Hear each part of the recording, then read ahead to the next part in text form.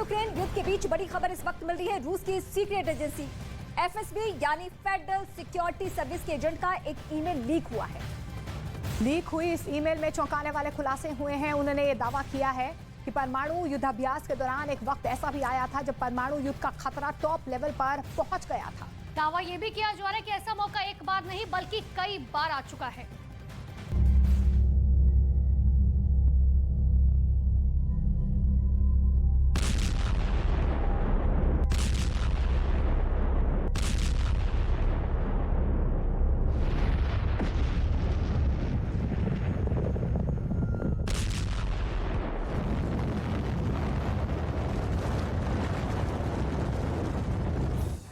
ठीक ऐसे ही धमाकों का ब्लूप्रिंट पुतिन की सीक्रेट न्यूक्लियर फाइल में तैयार है। दावा है कि पुतिन की वो सीक्रेट फाइल लीक हो गई है। दावा है कि इस फाइल में रूस के परमाणु तहखाने का ब्लैक चैप्टर है।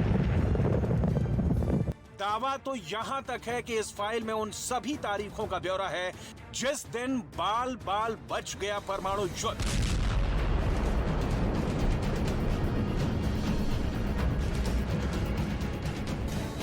अगर उन तारीखों में से एक तारीख को भी पुतिन ने अपने जगत खोल लिए होते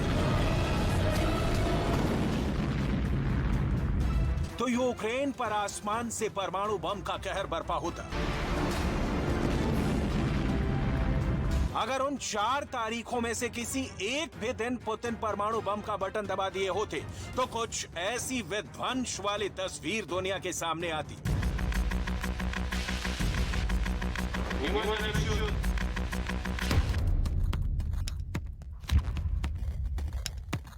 Уважаемые товарищи,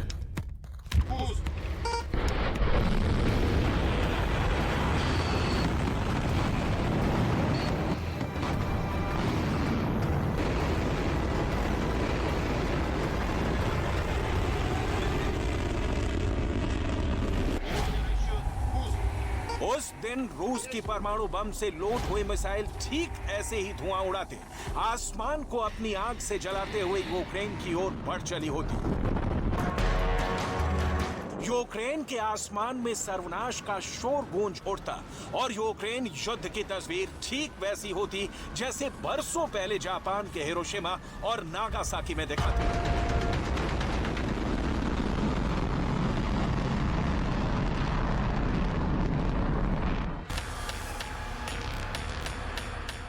रूस की सीक्रेट एजेंसी एफएसबी यानी फेडरल सिक्योरिटी सर्विस के एक अंडरकवर एजेंट की एक ईमेल लीक हुई है।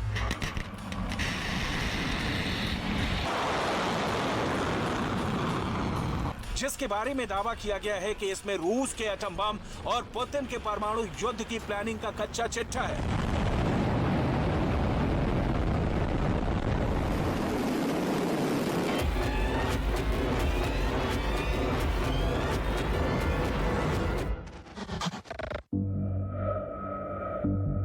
रूस के सीक्रेट एजेंट की लीक हुई ईमेल में दावा किया गया है कि परमाणु युद्धाभ्यास के दौरान एक वक्त ऐसा भी आया था जब परमाणु युद्ध का खतरा टॉप लेवल पर पहुंच गया था। रूस की सीक्रेट एजेंसी को भी लगने लगा था कि पुतिन अब परमाणु बम का बटन दबा देंगे। रूस के इस एक मिसाइल हमले ने दुनिया के सुपर पावर के बीच युद्ध फिक्स कर दिया था। वर्ल्ड वॉर की नौबत आ गई थी, लेकिन पुतिन के परमाणु बम वाले खौफ ने तीसरे विश्व युद्ध को टाल दिया। दावा है कि ऐसा मौका एक बार नहीं कई बार आया। लीक हुई ईमेल में कुछ तारीखों का भी जिक्र है। 4 मार्च 2022, 17 मार्च 2022, 21 मार्च 2022, 12 अप्रैल 2022। वो तो खैर मनाइए कि ये तारीख यूक्रेन युद्ध के इतिहास में काली तारीख नहीं बनी, नहीं तो रूस की इस एक मिसाइल हमले ने दुनिया के सुपर पावर के बीच युद्ध फिक्स कर दिया था। वर्ल्ड वॉर की नौबत आ गई थी, लेकिन पुतिन के साथ कुछ ऐसा हुआ जो तीसरा विश्व युद्ध टल गया। तो एफएसबी की तरफ से बड़े बड़े दावे किए जा रहे हैं। और दावा ये भी किया जा रहा है कि रूस की सीक्रेट एजेंसी एफएसबी यानी कि फेडरल सिक्योरिटी सर्विस के एजेंट के लीक ईमेल में मॉस्को टू पेरिस परमाणु कॉल की फुल डिटेल्स है। आखिर इस ईमेल में है क्या, इस स्पेशल रिपोर्ट के जरिए आपको दिखाते हैं।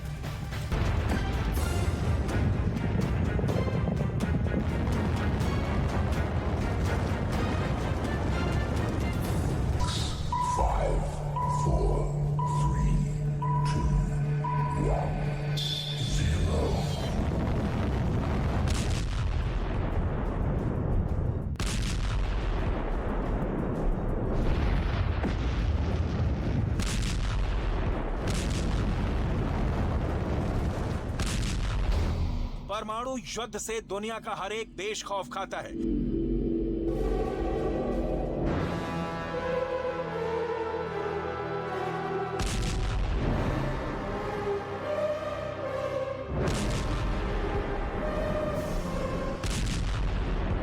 क्योंकि परमाणु बम एक ऐसा हथियार है जिसकी काट अब तक दुनिया का कोई देश नहीं बना पाया।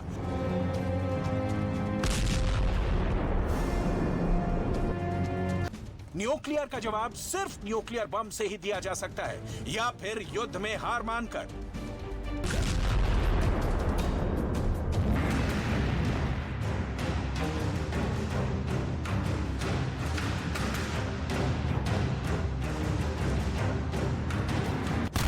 रूस के सीक्रेट एजेंट के लीक हुए ईमेल के मुताबिक पुतिन के हाथ परमाणु बम के बटन तक पहुंच गए थे, लेकिन उसे दबाने से पहले पुतिन बहुत ही डर गए थे और यूक्रेन पर परमाणु हमला बाल बाल बच गया।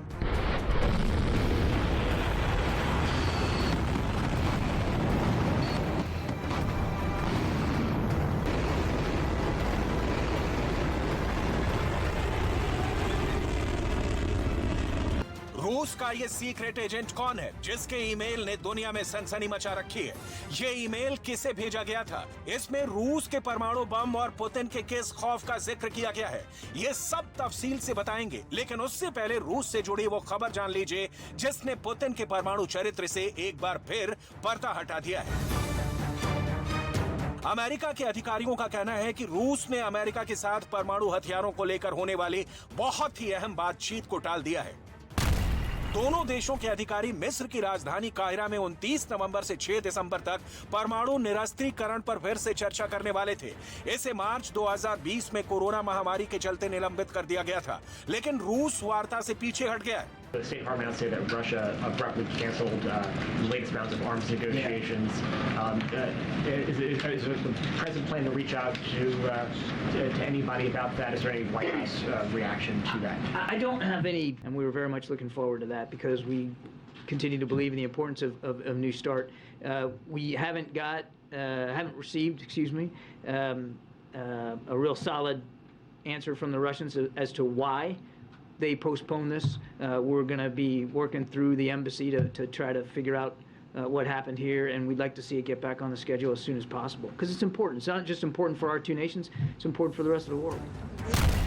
अमेरिका और रूस के बीच नई स्टार्ट संधि 2011 में प्रभावी हुई थी। इस संधि के तहत अमेरिका और रूस दोनों को अपने अपने परमाणु हथियारों की तादाद कम करनी थी। दुनिया के 9 देशों के पास परमाणु हथियार है। किसी भी एक देश ने न्यूक्लियर वॉर छेड़ दी तो दुनिया की तस्वीर पूरी तरह से बदल जाएगी। गौर करने वाली बात यह है कि दुनिया भर में परमाणु हथियारों की तादाद 13,865 है, जिसमें 90% परमाणु हथियार रूस और अमेरिका के पास है। रूस के पास 6500 परमाणु हथियार है, वहीं अमेरिका के पास 6,185 हथियार है। रूस ने अपना पहला परमाणु परीक्षण 29 अगस्त 1949 को किया था। रूस ने आखिरी बार 24 अक्टूबर 1990 को न्यूक्लियर टेस्ट किया था। रूस अब तक कुल 715 परमाणु परीक्षण कर चुका है, जिसमें 496 अंडरग्राउंड रहे हैं। दुनिया में अब तक 2059 परमाणु परीक्षण हुए हैं। इनमें से सबसे अधिक 1030 परमाणु परीक्षण अमेरिका ने किया है। 3, 2, 1,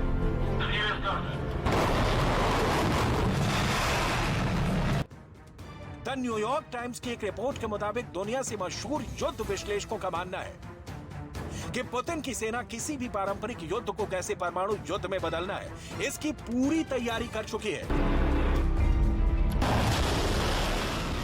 यूक्रेन में अभी जो युद्ध हो रहा है उसे कैसे परमाणु युद्ध की शक्ल देनी है, इसका अभ्यास कर चुकी है।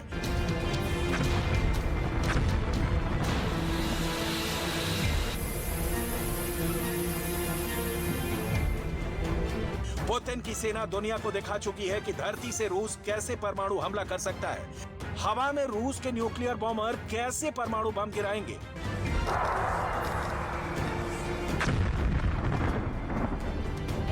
समंदर की लहरों से कैसे रूस के युद्धपोत परमाणु मिसाइल दागकर तबाही लहराएंगे। समंदर के अंदर मौजूद परमाणु पनडुब्बी से रूस की सेना कैसे न्यूक्लियर अटैक कर सकती है।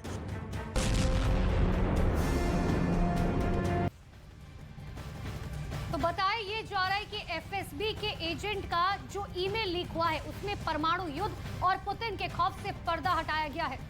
उस सीक्रेट ईमेल में 3 बहुत ही खास वजह का ब्यौरा दिया गया है और दावा किया गया है कि पुतिन परमाणु युद्ध से डरते हैं और साथ ही वो यूक्रेन युद्ध में कभी भी न्यूक्लियर वेपन का इस्तेमाल नहीं करेंगे।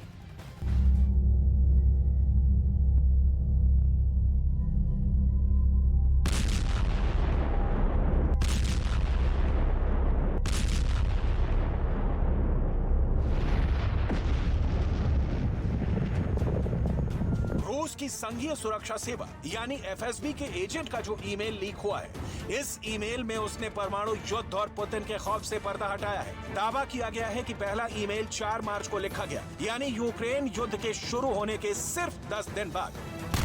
इस ईमेल को एफएसबी एजेंट ने व्लादिमीर ओसकचिन को भेजा है। व्लादिमीर ओसकचिन रूस के मानवाधिकार कार्यकर्ता हैं, जो फ्रांस में निर्वासित हैं और भ्रष्टाचार विरोधी वेबसाइट चलाते हैं। दावा किया गया है कि एफएसबी एजेंट व्लादिमीर ओसकचिन के हमेशा संपर्क में रहता है और रूस ने जब यूक्रेन पर हमला किया था उसी वक्त अपना गुस्सा व्लादिमीर ओसकचिन को जाहिर कर चुका था, जिसमें सबसे बड़ा दावा किया गया है कि पुतिन को परमाणु युद्ध से डर लगता है। बड़ा सवाल है, पुतिन परमाणु युद्ध से क्यों डरने लगे हैं? क्या पुतिन तीसरे विश्व युद्ध से खौफ खाते हैं? क्या पुतिन को अपने परमाणु बम पर भरोसा नहीं? क्या पुतिन को परमाणु बम की ताकत पर शक है या फिर पुतिन को मौत का डर सता रहा है? उस सीक्रेट ईमेल में 3 बहुत ही खास वजह का ब्यौरा दिया गया है, जिसके चलते पुतिन परमाणु युद्ध से डरते हैं और वो यूक्रेन युद्ध में कभी भी न्यूक्लियर वेपन का इस्तेमाल नहीं करेंगे।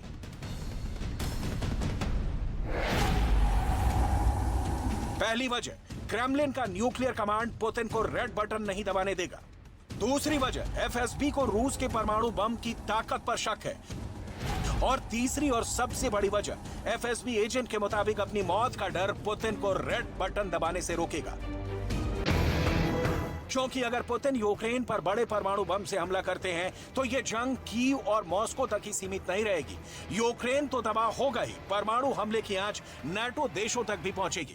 परमाणु हमले के जवाब में नाटो को एक्शन में आना होगा। ऐसे में परमाणु युद्ध में कूदना अमेरिका की मजबूरी बन जाएगी, जिसका सीधा मतलब होगा तीसरा विश्व युद्ध। अगर ऐसा हुआ और पुतिन ने न्यूक्लियर अटैक कर दिया, फिर बाइडेन के न्यूक्लियर फुटबॉल में खतरे का अलार्म बजने लगेगा। ब्रिटेन में नए नवेले PM Sunak last resort letter खोलने पर मजबूर हो जाएंगे।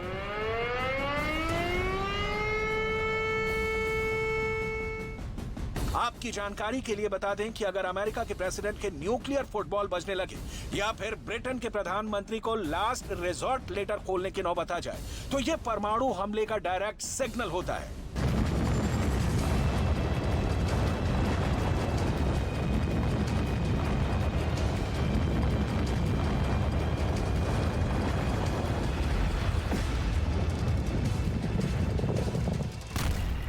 अगर अमेरिका पर न्यूक्लियर अटैक जैसा खतरा है तो प्रेसिडेंट के न्यूक्लियर फुटबॉल में खतरे का सायरन बजने लगता है। ठीक ऐसे ही अगर यूके पर परमाणु हमला होने वाला हो तो पीएम लास्ट रिजॉर्ट लेटर का कोड पढ़ने पर मजबूर हो जाते हैं। इन दोनों में से अगर एक भी हकीकत बन जाए तो परमाणु बम का बटन दब जाएगा। दुनिया में रेडिएशन वॉर छिड़ जाएगी। अमेरिका की न्यूक्लियर मिसाइल दुश्मन देश को परमाणु बम से खाक में मिलाने के लिए निकल जाएगी। नॉर्थ अटलांटिक महासागर में मौजूद ब्रिटेन के मिसाइल से ट्राइडेंट परमाणु मिसाइल निकलेगी और दुश्मन में परमाणु तबाही लाएगी।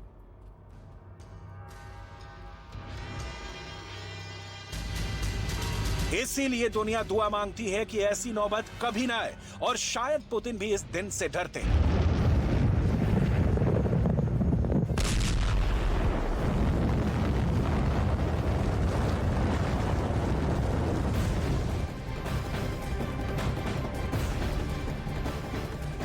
रूस और यूक्रेन के बीच चल रही जंग के बीच बड़ी खबर यह है कि रूस की सेना ने आर्टिलरी से हमला करके यूक्रेन के कई ठिकानों को तबाह किया है और रूस के रक्षा मंत्रालय ने इस हमले का वीडियो भी जारी किया है, जिसमें यूक्रेन के हथियारों का जखीरा बर्बाद होता हुआ साफ तौर पर नजर आया।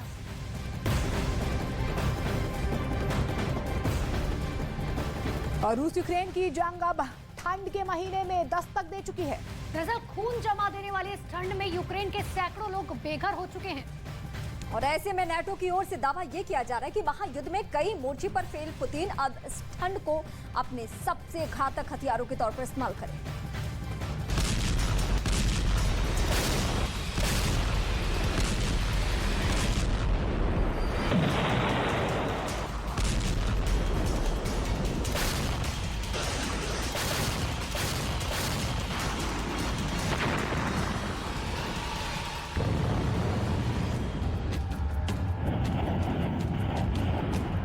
आग उगलती मिसाइलें, कहर बनकर फटते ड्रोन और तबाही वाली ये तस्वीर 9 महीने से जारी रूस यूक्रेन युद्ध की खौफनाक हकीकत यही है।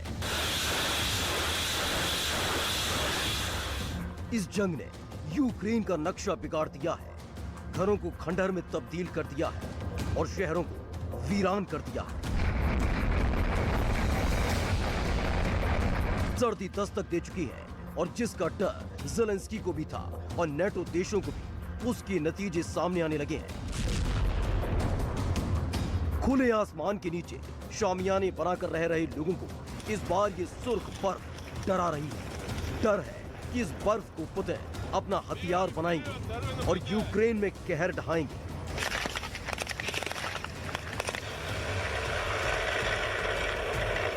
Russia is using brutal missile and drone attacks to leave Ukraine cold and dark this winter. President Putin is trying to weaponize winter, to force Ukrainians to freeze or flee.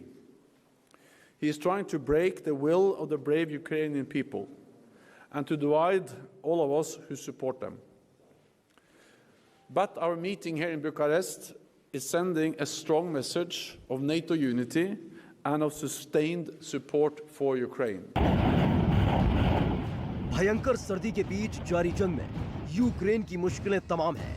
इन मुश्किलों को ही Putin इस सर्दियों में अपने हथियार के तौर पर इस्तेमाल करने की पूरी कोशिश करेंगे। मौजूदा वक्त में यूक्रेन में हजारों लोगों के घर तबाह हो चुके हैं। यूक्रेन के कई शहरों में बिजली आपूर्ति ठप है। बिना छत के लोग शामियाने बनाकर रह रहे हैं। रूस की सेना की बमबारी से पानी की सप्लाई रुक गई है। ड्रोन हमलों के डर के चलते लोग बंकरों में छिपे हैं। पिछले कुछ दिनों में रूस ने यूक्रेन के बुनियादी ढांचे को निशाना बनाया है। नेटो देशों से यूक्रेन को जनरेटर की सप्लाई भेजी गई थी। दावा है कि ड्रोन और मिसाइल अटैक में कई बड़ी ट्रांसफार्मर इकाइयों को नुकसान पहुंचा है, जिसके बाद बिजली नेटवर्क दुरुस्त करने की यूक्रेन में कोशिशें जारी हैं। Allies made additional pledges to NATO's comprehensive assistance package for Ukraine. This will fund urgent non-lethal support, including fuel and generators, helping Ukraine to address the consequences of Russia's strikes against their power grid. Kherson समेत कई शहरों में बर्फबारी हो रही है, जिसके बाद यहां के तापमान में भारी गिरावट देखी गई।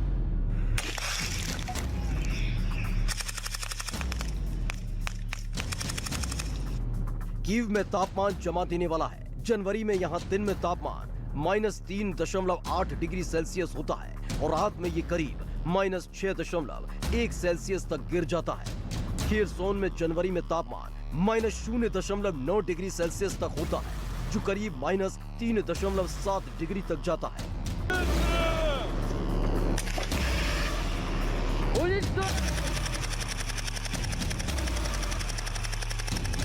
यूक्रेन के इन दोनों ही शहरों में बर्फबारी जारी है। उन देशों के लोग यूक्रेन के लोगों का दर्द नहीं समझ सकते हैं, जहां सर्दियां पड़ती हैं लेकिन बर्फबारी नहीं होती है। गोलीबारी और बर्फबारी के बीच में खुद को जिंदा रखना यूक्रेन के लोगों के लिए एक चुनौती है। बंकर में न पानी है, न बिजली है और न ही तापमान को सामान्य रखने के लिए हीटर। यूक्रेन में 0 से भी कम डिग्री के तापमान पर बिना हीटर के रहना मौत को दावत देना है।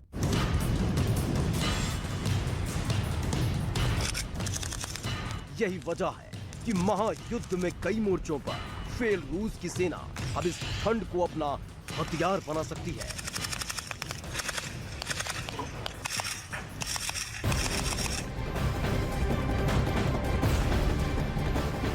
तो रूस यूक्रेन में जारी जंग के बीच रूस की खुफिया एजेंसी एफएसबी के एक एजेंट की ईमेल लीक होने से हड़कंप मच गया है। दावा ये किया जा रहा है कि इस ईमेल में राष्ट्रपति पुतिन के कई राज दफने हैं।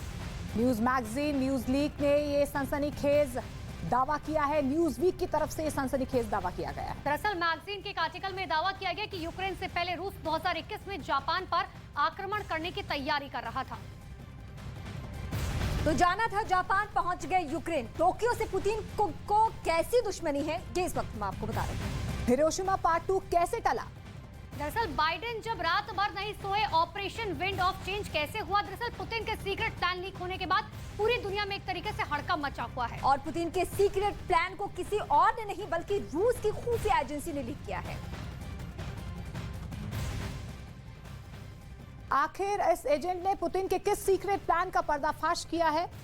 आप ये रिपोर्ट देखेंगे तो आपको 3 देशों पर परमाणु खतरे के बारे में सब कुछ समझ आ जाएगा। न्यूज वीक के मुताबिक ये ईमेल रूस की खुफिया एजेंसी एफएसबी के एक एजेंट ने रूसी मानवाधिकार कार्यकर्ता व्लादिमीर ऑस्टकिन को भेजा था। ये एजेंट रूस के यूक्रेन पर हमला करने के खिलाफ है।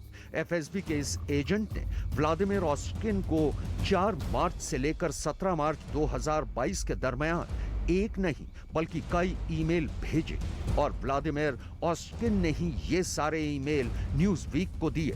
न्यूज वीक ने इन ईमेल को रूस छोड़कर भागे रूस के एक पूर्व एफएसबी एजेंट को दिखाकर इनमें छिपी हकीकत की पुष्टि करवाई है।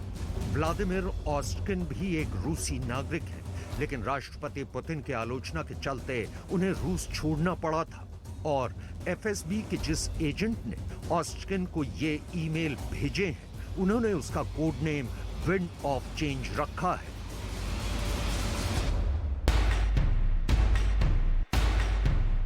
आइए अब आपको बताते हैं कि आखिर कुरिल द्वीप श्रृंखला है क्या और रूस और जापान के बीच इसके अधिकार को लेकर क्या विवाद चल रहा है। कुरिल आइलैंड चेन जापान के होकाइडो से लेकर रूस के कामचटका प्रायद्वीप तक फैले हुए हैं। ये ओखोटस्क सागर को उत्तरी प्रशांत महासागर से अलग करते हैं। रूस ने दूसरे विश्व युद्ध के बाद यहां 4 द्वीपों पर कब्जा कर लिया था। जापान आज भी कुरिल आइलैंड्स पर अपना दावा जताता है। एक अनुमान के मुताबिक यहां गैस और तेल के अकूत भंडार हैं।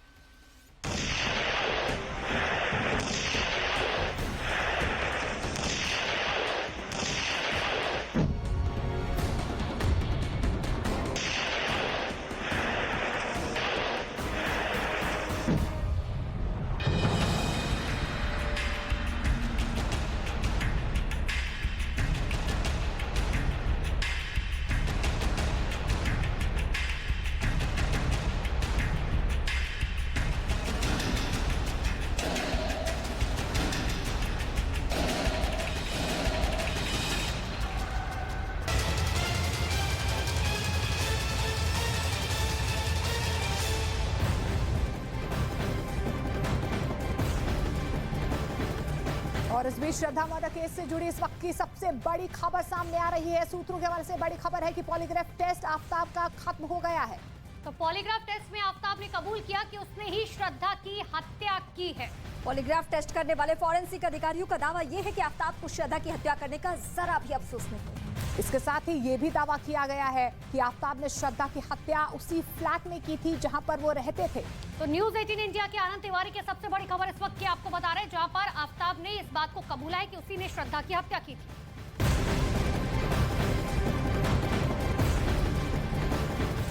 और इसी से जुड़े एक और बड़ी खबर आपको बता दें, पुलिस अब आफताब का नार्को टेस्ट कराने जा रही है।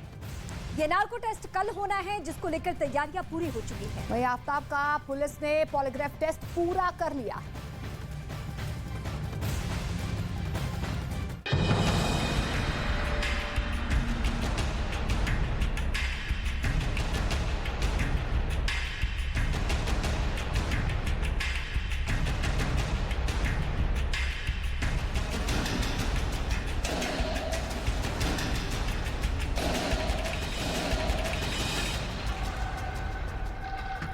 एक एक सच उगलेगा आफताब।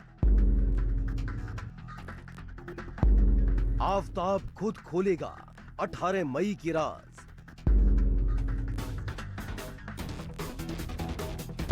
पॉलीग्राफ टेस्ट पूरा, अब नार्को की तैयारी। श्रद्धा मर्डर केस में आफताब अब तक पुलिस को उलझाता रहा है, जिसकी वजह से पुलिस के हाथ अब तक वो अहम सबूत नहीं लग पाए हैं जिससे इस हत्याकांड के राज को खोला जा सके। तो वहीं अब तक आफताब ने श्रद्धा की हत्या की असल वजह पुलिस को नहीं बताई है, जिसके लिए कोर्ट से परमिशन मिलने के बाद आफताब का पॉलीग्राफ टेस्ट कराया था। करीब एक हफ्ते में आफताब का पूरा पॉलीग्राफ टेस्ट हो पाया, क्योंकि बीच में आफताब की तबीयत खराब हो गई थी, जिसके बाद कई दिनों तक आफताब का पॉलीग्राफ टेस्ट चलता गया और अब आफताब का पॉलीग्राफ टेस्ट पूरा हो चुका है। लेकिन इस बीच पुलिस ने आफताब के नार्को टेस्ट की तैयारी कर ली है। नार्को टेस्ट में आफताब खोलेगा सारे राज। पहले दिल्ली पुलिस की तरफ से दावा किया गया था कि आफताब का पॉलीग्राफ टेस्ट अगर होता है तो हत्याकांड से जुड़े सबूत और हत्या का मकसद आफताब से उगलवा लिया जाएगा। लेकिन अब पुलिस ने नार्को टेस्ट की तैयारी कर ली है, जो 1 दिसंबर को होना है, जिसमें श्रद्धा मर्डर केस का सच बाहर आ सकता है। नार्को टेस्ट के दौरान आफताब के छिपे हुए राज से पर्दा उठ सकता है। इन राज से पुलिस को कई अहम सबूत मिल सकते हैं, जैसे श्रद्धा के शव के बाकी हिस्से कहां हैं, श्रद्धा का मोबाइल फोन कहां है, इसके साथ ही श्रद्धा की हत्या का मकसद क्या था। पुलिस भी जल्द ही आफताब का नार्को टेस्ट कराना चाहती है, जिससे जल्द श्रद्धा हत्याकांड को सुलझाया जा सके। जो डायरेक्टर मैडम है उसके आदेश हैं कि इस केस को प्रायोरिटी पर रखना है, तो जैसे ही हमें पुलिस कांटेक्ट करेगी और इसको कर लिया जाएगा। नार्को हमारी टीमें रेडी हैं, जब भी कांटेक्ट करेंगे और हमारा नार्को टेस्ट कर लिया जाएगा। दरअसल नार्को टेस्ट को लेकर दिल्ली पुलिस इसलिए भी जल्दबाजी दिखा रही है क्योंकि 20 दिन से ऊपर बीत चुके हैं और अब भी पुलिस के पास हत्याकांड से जुड़े सबूत नहीं है।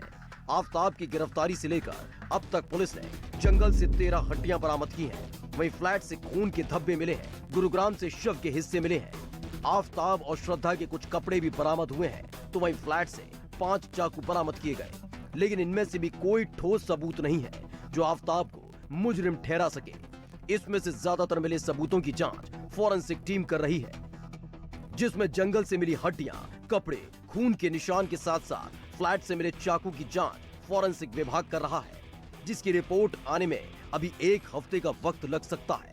ऐसे में पुलिस चाहती है कि जब तक फॉरेंसिक की रिपोर्ट आए उससे पहले ही आफताब से ही हत्याकांड से जुड़ा एक एक राज उगलवा लिया जाए। लेकिन इसके लिए पुलिस 1 दिसंबर को आफताब का नार्को टेस्ट कराने जा रही है, जिसे लेकर पुलिस को पूरी उम्मीद है कि श्रद्धा मर्डर केस से पर्दा हटाया जा सकेगा।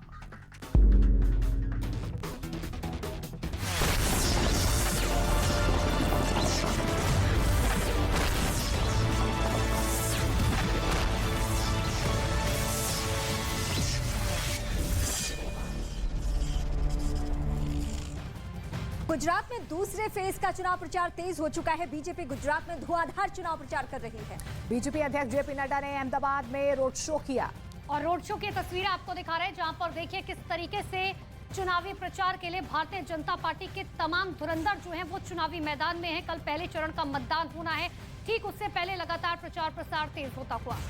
तो इससे पहले कल फर्स्ट फेज में जिन सीटों पर चुनाव होना है उसकी चुनाव प्रचार प्रक्रिया खत्म हो चुकी है। अब ये 5 तारीख को होने वाले जो इलाके हैं, जो विधानसभा है, वहां पे रोड शो, वहां पे चुनाव प्रचार।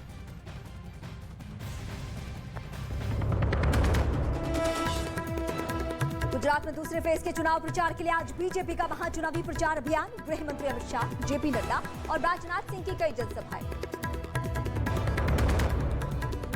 दिल्ली में एमसीडी चुनाव के लिए बीजेपी का जहां झुग्गी वहां मकान का नारा। केंद्रीय मंत्री हरदीप सिंह पुरी ने कहा दिल्ली में जल्द ही आएंगी आवास की और योजनाएं। जो हमारी स्कीम्स हैं अभी जो लागू हैं उसमें जहां झुग्गी वहां मकान, कुछ 10 लाख लाभार्थी होंगे इसके। श्रद्धा मर्डर केस में कल होगा आरोपी आफ्ताब का नार्को टेस्ट। सूत्रों के मुताबिक पॉलीग्राफ टेस्ट में आफ्ताब ने कबूल की कत्ल करने की बात। हमारी टीमें रेडी हैं, जब भी पुलिस हमें रिक्वेस्ट करेगी और इसको कर लिया जाएगा।